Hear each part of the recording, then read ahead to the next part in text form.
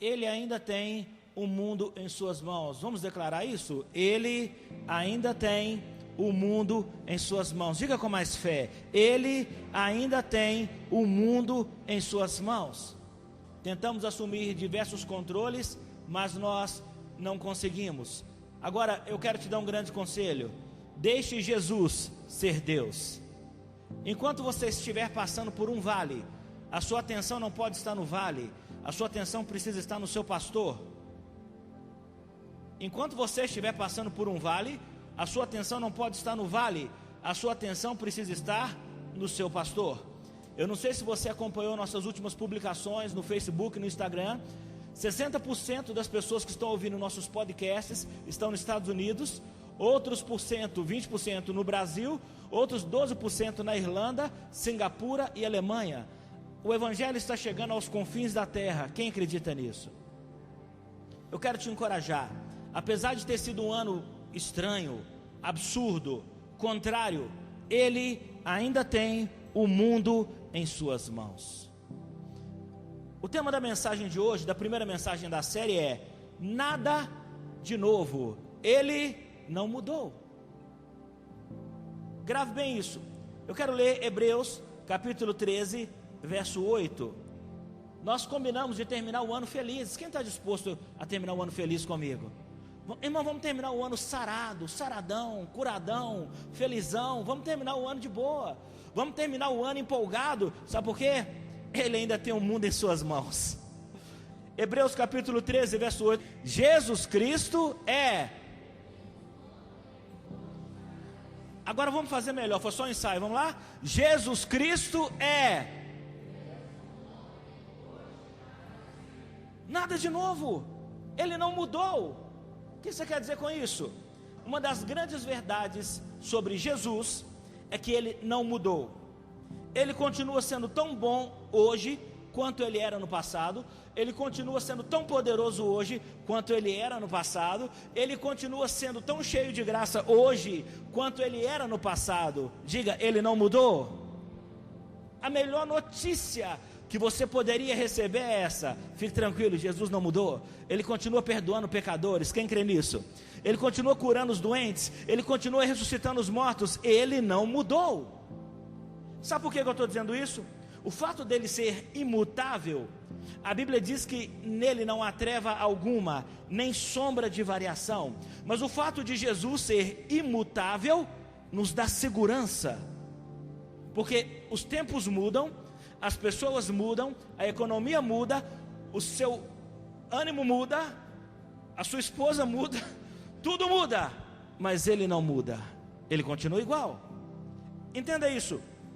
Diante das crises, diante do vírus, diante da pandemia, Ele continua sendo o mesmo, com o mesmo poder e com a mesma graça. Não há nada de novo em Jesus. As coisas mortais, elas precisam ser atualizadas. Por isso que eu e você precisamos nos atualizar. Até o seu celular atualiza, sim ou não? Já viu? Você quer baixar aquele aplicativo e não dá. Aí o seu celular diz: olha, você precisa atualizar o software. Assim é com Deus. Você está esperando viver coisas novas em Deus, você está esperando viver promessas novas em Deus, mas o Espírito Santo está dizendo: você precisa atualizar sua mente, você precisa atualizar sua fé, porque senão você não vai conseguir baixar as coisas novas que Deus tem para você. Aquilo que é eterno não precisa se atualizar. Aquilo que é eterno, e fim de papo. Talvez algumas pessoas aqui estejam esperando um Jesus melhorado. Talvez você está esperando um Jesus mais carismático. Talvez você está esperando um Jesus mais poderoso, quase que um super saiyajin. Talvez você está esperando um Jesus mais potente. Não, querido, eu quero te apresentar o mesmo Jesus que a Bíblia nos apresentou há 2000 anos atrás. Ele não precisa ser mais poderoso, Ele é todo poderoso. Ele não precisa ser mais gracioso, Ele é a graça em pessoa. Ele não precisa nos amar mais, Ele é o amor. É por isso que o primeiro tópico dessa mensagem é: Ele não mudou, Ele é o mesmo. Nada mudou, Ele é o mesmo, ontem, hoje e eternamente. Pastor, mas a minha vida mudou. Eu estou enfrentando altos e baixos, ou então baixos e mais baixos ainda. eu estou enfrentando uma luta atrás da outra. Fique tranquilo, Ele não mudou. Ele continua resgatando você com sua mão poderosa. Preste atenção no que eu quero que você entenda. Talvez a vida te jogou numa fornalha. A Bíblia diz que eles foram jogados na fornalha. A posição de quem é jogado é que todo mundo que é jogado fica caído, sim ou não? Mas quando Nabucodonosor olhou, eles estavam como?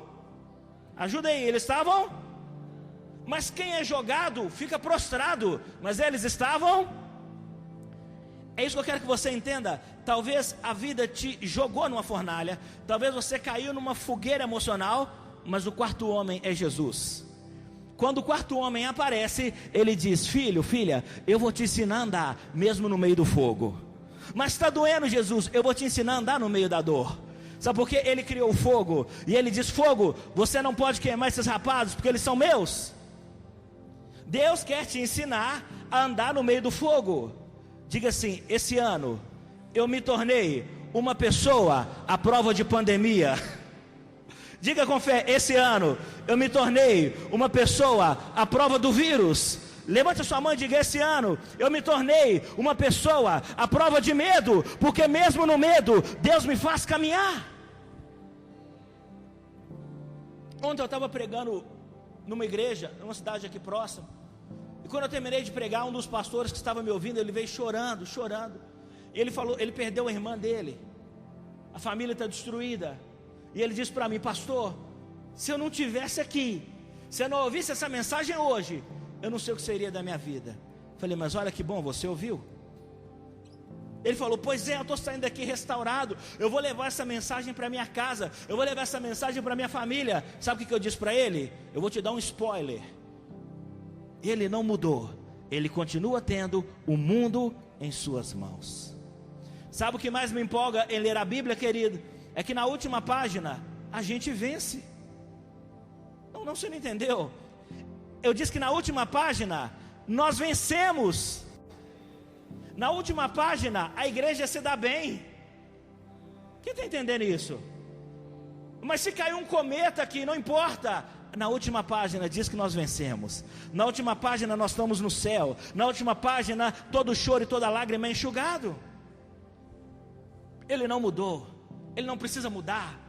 Você não fica esperando um Jesus mais fortão. Não, é o mesmo. Só que como foi cantado aqui, ele não é mais um bebê na manjedoura. Dê glória a Deus por isso. Ele também não está pendurado numa cruz. Dê glória a Deus por isso. Ele ressuscitou e ele está vivo. Pode aplaudir o Senhor. Aplauda mesmo.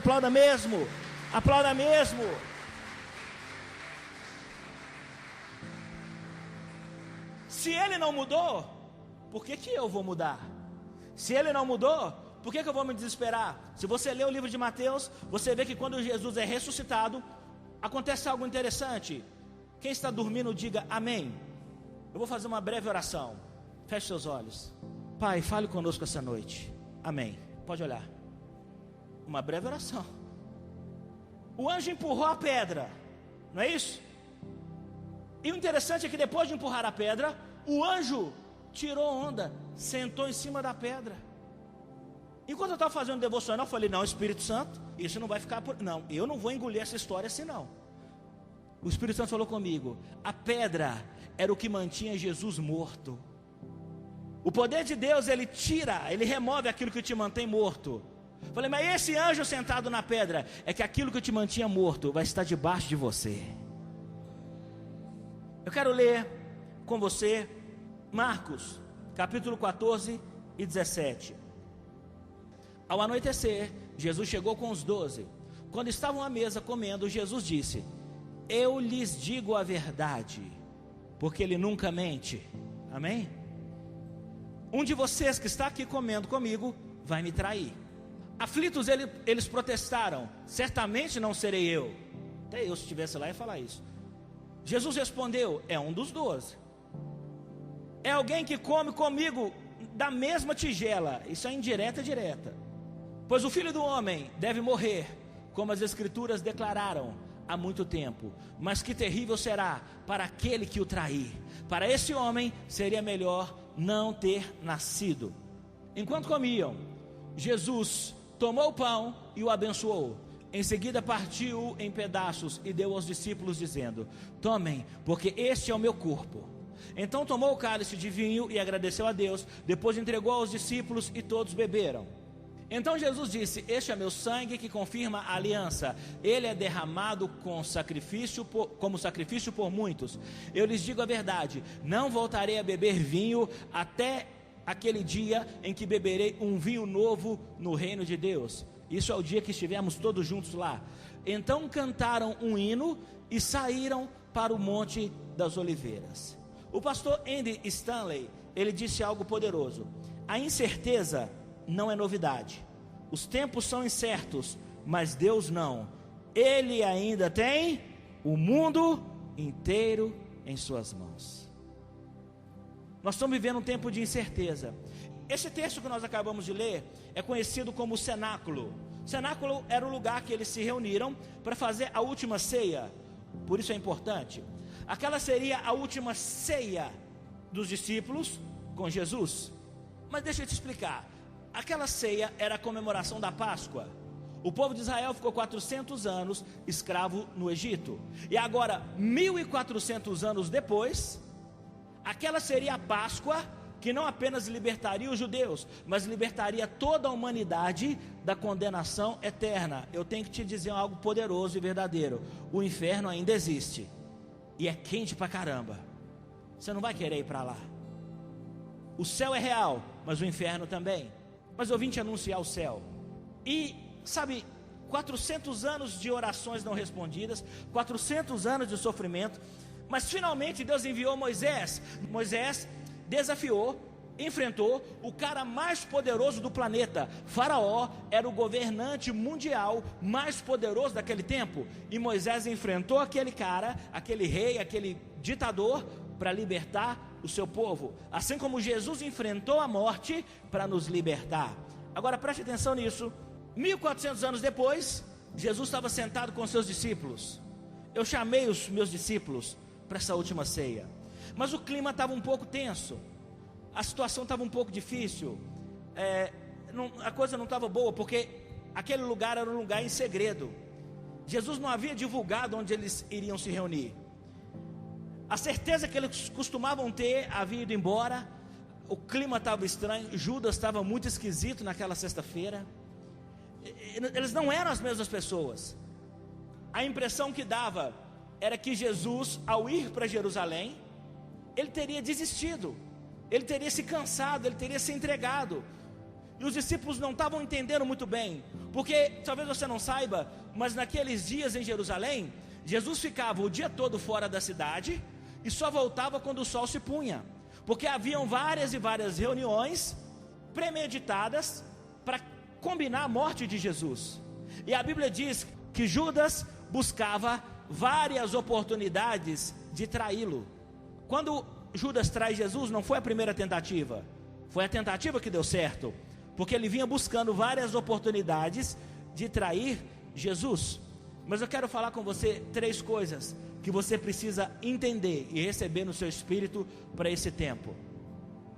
A primeira coisa é: ele continua sendo luz, mesmo diante da escuridão. Gente, nós estamos vivendo um tempo tão estranho, está tudo tão esquisito, está todo mundo de máscara. Eu fui pregar em outra cidade e o clima está estranho. A dificuldade para eu ir embora, porque quando sai alguém, o outro vem: pastor, pelo amor de Deus, me ajuda, essa igreja vai acabar. Uma igreja tem uma estrutura gigante. Vem a filha, vem o outro pastor. As pessoas elas não estão com clima para falar de fé, elas estão tendo dificuldade em crer em Jesus. Mas você que está aqui essa noite, eu orei por você. Sabe que eu gostaria de passar os domingos assistindo jogo, assistindo filme, mas eu não posso, porque os meus domingos são dedicados em oração por quem estará aqui. E eu orava e falava: Deus, cele algumas pessoas para estar lá conosco, separe pessoas para estar conosco. O meu coração queria que todos estivessem aqui.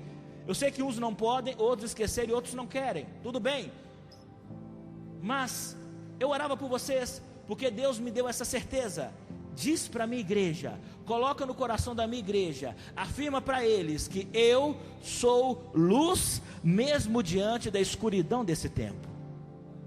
Ele é a luz. Marcos 14:17, vamos reler. Ao anoitecer, Jesus chegou com os 12. Percebe que é ao anoitecer? Aqui não fala apenas da segunda parte do dia, ou de um estado geográfico. Aqui está falando de uma situação espiritual. Escuridão, noite. Se você assiste muito filme, o ladrão sempre ataca que hora? À noite. O monstro sempre aparece à noite. É porque Satanás, ele tem um ambiente favorável nas trevas. Irmãos, empresas estão morrendo, igrejas estão fechando, o número de divórcio disparou, pessoas estão morrendo. Se isso não é um ambiente de treva, eu não sei o que é. Se isso não clama por um avivamento, eu não sei qual cenário que vai clamar. Agora, ao anoitecer, Jesus chegou com os 12. Quando estavam à mesa, a mesa é o lugar de comunhão, a mesa é o lugar de alegria. Aí Jesus parece o estraga prazer, mas não é. É que Jesus, ele tem um compromisso com a verdade. Jesus não tem compromisso com o seu conforto. Jesus tem compromisso com o seu crescimento. É por isso que muitas vezes você vai se sentir incomodado num culto. É por isso que muitas vezes até ofendido você vai se sentir. É porque Deus não quer te confortar apenas, Ele quer que você cresça. Quando estavam à mesa comendo, Jesus disse: eu lhes digo a verdade. Um de vocês que está aqui comendo comigo vai me trair. A Bíblia é clara em dizer ao anoitecer. Eu quero que você entenda o mundo espiritual um pouco melhor. Em Jeremias 13:16 diz assim: deem glória ao Senhor seu Deus antes que as trevas venham sobre vocês. Jeremias 13:16, deem glória ao Senhor seu Deus antes que as trevas venham sobre vocês. O tempo de glorificar a Deus é agora. O tempo de vir ao culto é agora. Nós ficamos fechados 3 meses, só com transmissão online. Você não tem noção tanto que eu trabalhei. Irmãos, eu vou te falar a verdade, a pressão que eu senti era tão grande, que eu fui almoçar chorando. Deixar de comer eu não vou, aí também eu não vou. Eu acho bonito, né? Eu já falei com você que a pessoa perdia a fome. Eu fico bravo, mas eu vou comer. Sem comer eu não fico. Mas lágrima, eu senti o gosto da minha lágrima, eu comendo, eu falei: Deus, que pressão. Porque você ficar pregando aqui para um celular, irmãos, é terrível. Mas o segredo é: deem glória ao Senhor, seu Deus, antes que as trevas venham sobre vocês.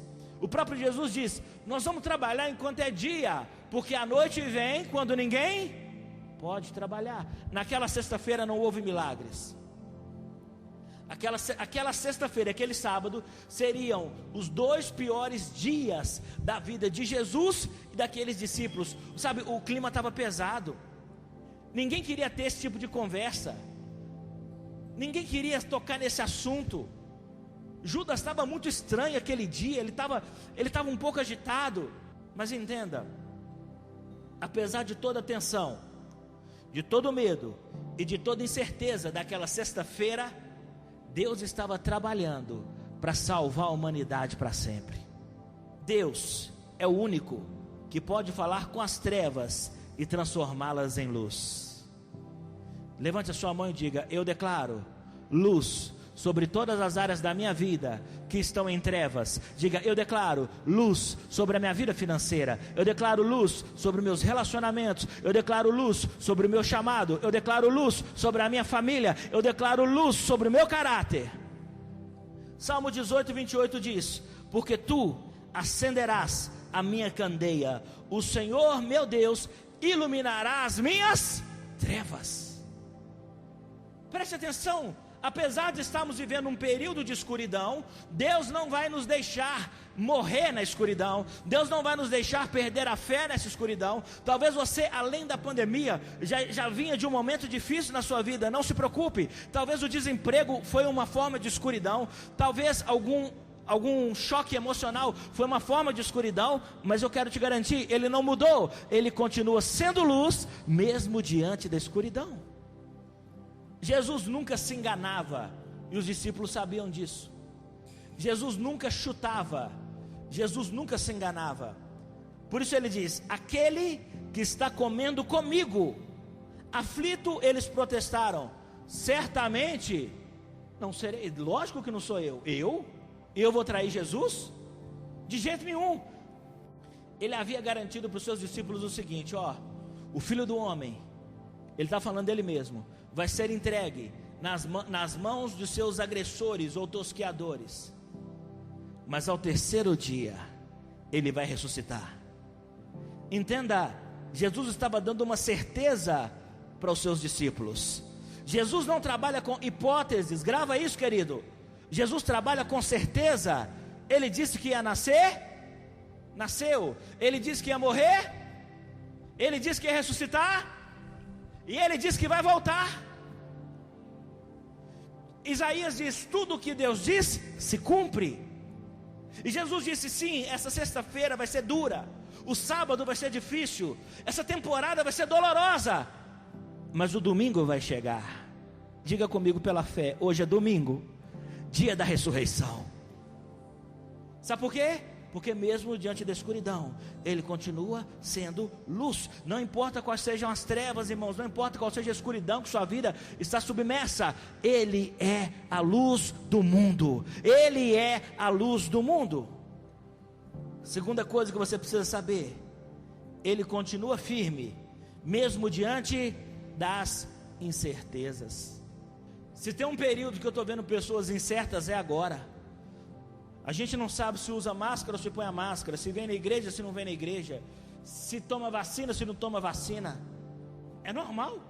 Ontem eu estava ensinando e disse para o pessoal: você não pode julgar a dor de alguém, porque cada um reage à dor de uma forma diferente. Cada um reage à dor de um jeito. Agora perceba isso: Jesus não morreu para nós vivermos incertos. Ele morreu para que tivéssemos uma certeza. Irmãos, Ele continua firme, mesmo diante das incertezas. Marcos 4, 14, 20 e 21. Jesus respondeu: é um dos 12. Jesus podia ter: olha, eu estou meio sem graça, gente. Sabe por quê? Um de vocês vai me trair. Eu estou um pouco sem graça, porque eu não quero desagradar ninguém. Eu não quero quebrar o clima, sabe? Mas um de vocês vai me trair. Aí, não, é um dos 12, firmeza. É um dos 12. É alguém que come comigo na mesma tigela, firmeza. Pois o Filho do Homem deve morrer, como as Escrituras declararam há muito tempo. Jesus não morreu porque ele falhou, ele morreu porque nós falhamos. Mas que terrível será para aquele que o trair. Para esse homem seria melhor não ter nascido. Por que Jesus trouxe um discurso tão duro? Para ver se o coração rebelde de Judas quebrantava-se e amolecia, a ponto dele pedir perdão. Jesus, então me perdoa, eu iria te trair, mas não vou. Jesus não deixaria de morrer. Pelo contrário, eu sei que é um tipo de afirmação que poucos pastores gostam de fazer, mas se Adão tivesse pedido perdão para Deus no Éden, Deus teria perdoado, sim ou não, gente? Claro! Salmo 103, versículo 15: Ele não nos trata de acordo com os nossos pecados. Você pecou? Eu estou sabendo. Então aqui, você vai amargar aí, Você acha que Deus é assim? Estou sabendo que você fez no verão passado. Estou ligado. Eu vi lá o tumultinho. Você acha que Deus... Irmãos, Deus não está preocupado com o seu pecado. Deus está preocupado com você. Diga comigo: eu sou mais importante que o meu pecado. Agora, perceba isso. Muito do que nós encontramos na Bíblia foi escrito em ambientes de certeza. A Bíblia não é um livro de mensagens de bem-estar, de autoajuda. Não, esse não é a Bíblia. Essa não é a Bíblia. Mas nós encontramos Deus se movendo em vários ambientes de incerteza. Vou te dar alguns exemplos. José estava dentro da cisterna. Quem lembra disso? Já leram isso? Estava dentro da cisterna. E os seus irmãos estavam discutindo: nós vamos matar ou vamos vender ele? Agora, peraí, por favor, se coloca no lugar de José. Imagina você dentro de uma cisterna, escuro, com fome, com frio.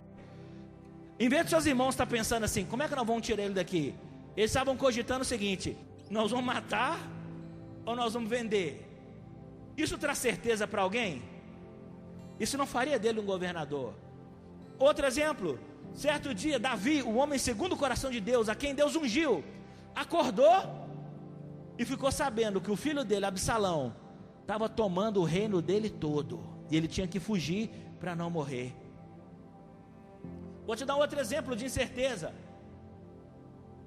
Uma mulher chamada Joquebede, ela queria tanto ter um filho.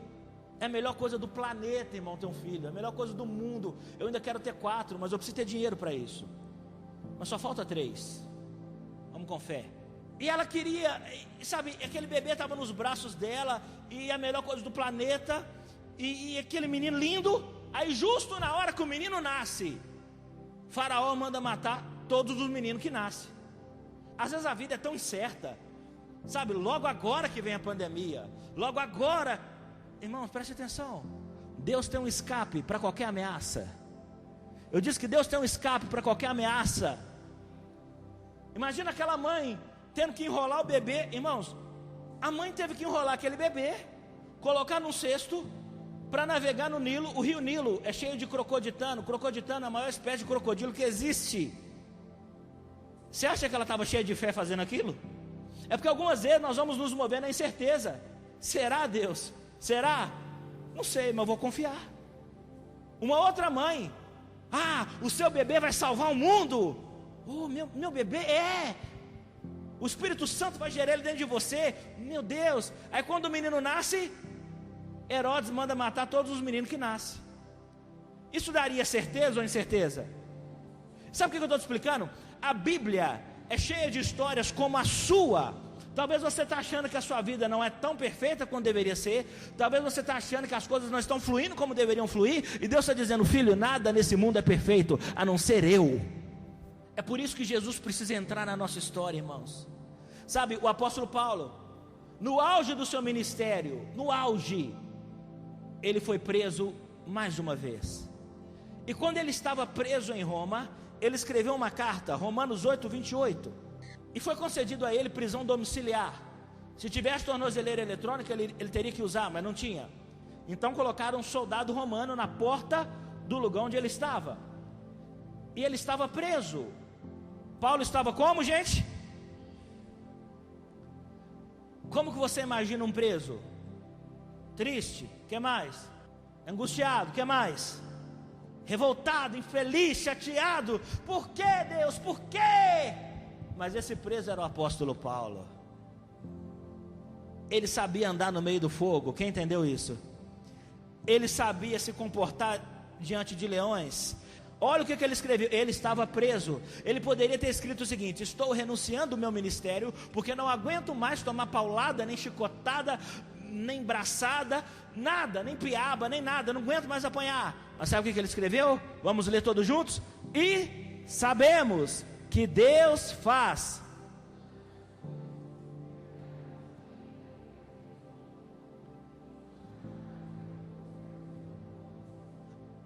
ou esse cara é doido, ou ele é um cara de Deus. Porque ele estava preso e ele disse: nós sabemos que Deus faz todas as coisas cooperarem. Eu não sei como, eu não sei de que forma, mas essa pandemia vai cooperar para a vontade de Deus na nossa vida. Eu não sei como, mas essa situação difícil que você está enfrentando hoje, não foi Deus que causou, mas vai cooperar para o seu crescimento. Eu não sei como, mas essa pandemia vai cooperar, vai adiantar o maior avivamento que essa geração já viu. Quem crê comigo nisso, gente? Tudo coopera. Sabe por quê? Mesmo diante da incerteza, ele permanece firme. Ele não deixou de ser Deus. Ih, rapaz, deu uma pandemia lá na terra, vou pedir licença aqui de 3 dias. Ele continua no trono, com todo o poder, com toda a glória. E como escrito em Daniel está, Nabucodonosor declarou: o reino dele jamais terá fim. Vocês estão entendendo que eu estou pregando sobre o maior rei que esse universo já viu?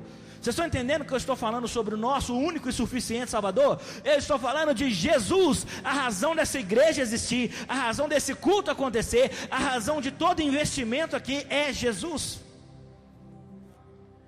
Paulo escreveu isso quando ele estava preso. Isso não é otimista, Isso não é otimista. Paulo não era um homem otimista, ele era um homem de fé. Abra a mão do seu otimismo e abraça a sua fé essa noite. A Bíblia é repleta de história de pessoas que enfrentaram incertezas. Quem já leu o capítulo 6 de Daniel aqui, deixa eu ver. Olha aí. Você acha que Daniel ficou tranquilo na frente de de leões que não comiam há vários dias? Imagina você no lugar de Daniel, o leão querendo te dar uma lambida, mas o quarto homem estava lá. Sabe por quê, irmãos? Deixa eu te falar uma coisa. Deus prometeu que ia guardar você, e Ele vai guardar você. Deus prometeu abrir portas, Ele vai abrir portas. A bênção e a maldição estão na nossa frente, mas se você desobedecer a Deus, você não tem direito à bênção, mesmo que Jesus a tenha conquistado na cruz, porque quando você cumpre princípios, Deus cumpre promessas. Agora eu não cumpro o princípio, eu quero a promessa. Que planeta que você veio? Entenda isso. O tempo todo nós somos lembrados de que Deus ainda tem o mundo inteiro em suas mãos. Sabe por que aquela tempestade não afogou os discípulos? Porque Deus tinha o mundo em suas mãos. Sabe por que os leões não comeram Daniel? Porque Deus tinha o mundo em suas mãos. Sabe por que aquela fornalha não queimou Sadraque, Mesaque e Abednego? Porque Deus tinha o mundo em suas mãos. Agora, se você leu, você percebeu que eles foram jogados dentro de uma fornalha, certo? Está todo mundo comigo? Só que eles foram jogados como? Amarrados. Quando eles saíram da fornalha, preste atenção que isso é profético, a Bíblia diz que as suas cordas haviam se queimado. Diga comigo, as fornalhas que eu estou enfrentando serão instrumentos de Deus para queimar tudo aquilo que me amarrava. E o melhor, nem fumaça eles fediam. Você já passou perto do fogo? Já passou? E o cheiro, hein? Imagina dentro do fogo, mas nem a fumaça eles fediam. Sabe por quê? Deus vai te limpar de toda sequela do passado. Deus vai te limpar de todo o cheiro do passado. Deus vai tirar de você, mas você precisa permanecer fiel, obediente, crendo no Senhor. Sabe, irmãos, terceiro e último, Ele continua presente mesmo diante do abandono. Um outro sentimento que tem se manifestado nesses dias é o sentimento de abandono. Maridos e esposas se abandonando, crente abandonando suas igrejas, governo abandonando o comércio. Em Marcos capítulo 14, 22 diz: enquanto comiam, Jesus tomou o pão e o abençoou. Perceba que tudo que vai na mão de Jesus, Ele abençoa. Você está nas mãos de Jesus, então Ele vai te abençoar.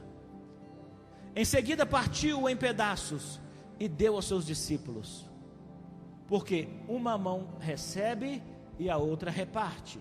Quem entendeu? Se você só recebe, cuidado, você está causando um colapso.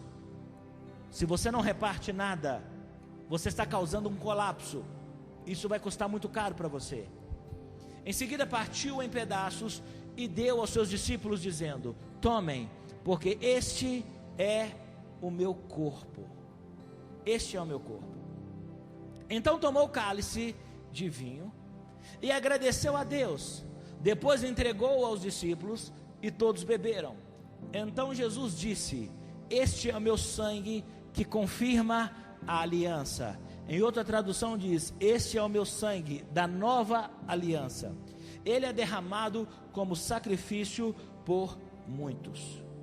O que Jesus está fazendo aqui é começar algo que mesmo depois de 2000 anos ia continuar acontecendo. O que? A Santa Ceia. Essa pode ser reconhecida como a primeira ceia da igreja de Cristo na terra. Depois de 2000 anos, nós estamos aqui para fazer exatamente o que Ele fez. Lembrar e entender que o corpo dele foi entregue por amor a nós, e o sangue dele foi derramado para cobrir os nossos pecados, porque ele mesmo disse: esse sangue é o sangue da nova aliança.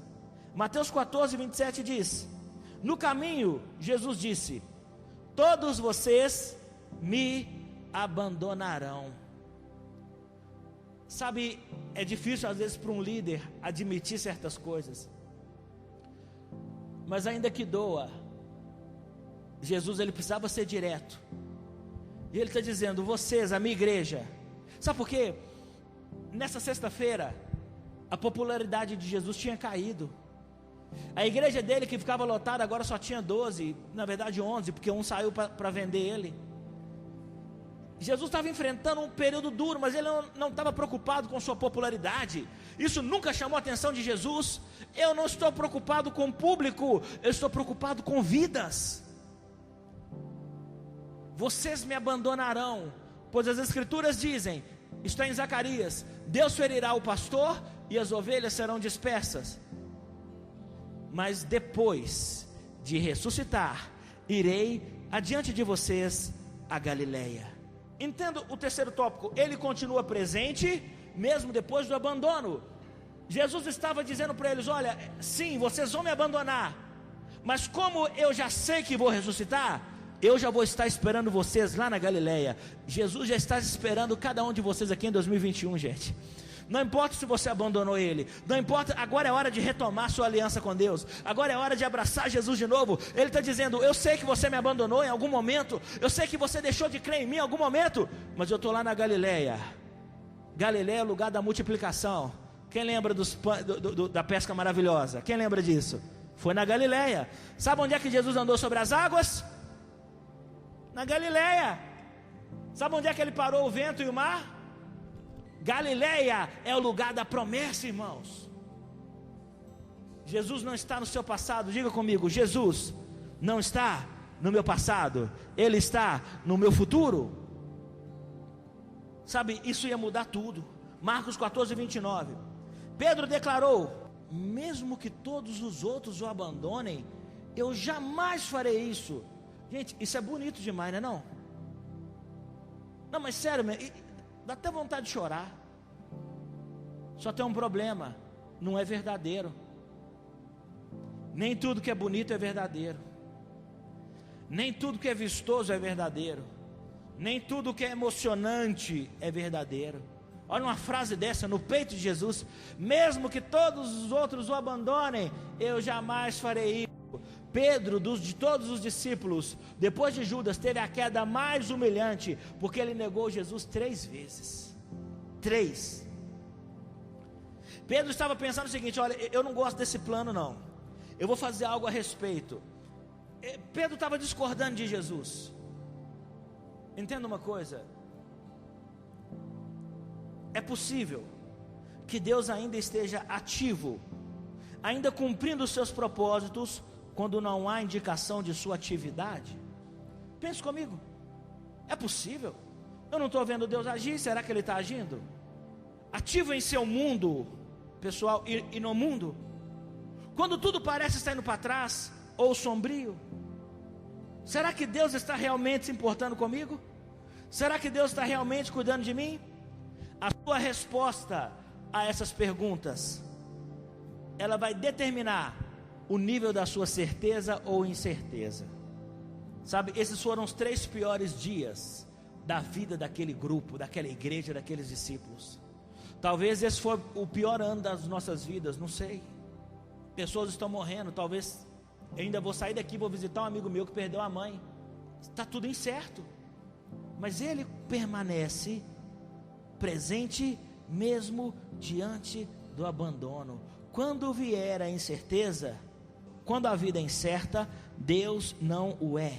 Ele ainda tem o mundo inteiro em suas mãos. Vamos dizer isso? Quando a vida é incerta, Deus não é. Ele ainda tem o mundo inteiro em suas mãos. Quando você começa a confiar em Deus, isso vai proporcionar para você, vai te motivar a procurar a graça e a intervenção dele na sua vida. Isso vai te impedir de inclinar em direções que só pioram as coisas. Isso protegerá você diante do desespero. Vamos de novo. Quando a vida é incerta, Deus não o é. Ele ainda tem o mundo inteiro em suas mãos. Romanos 8, 28. E sabemos, nós sabemos, que Deus faz todas as coisas, cooperarem para o bem daqueles que o amam e que são chamados de acordo com o seu propósito. Nada de novo. Ele não mudou.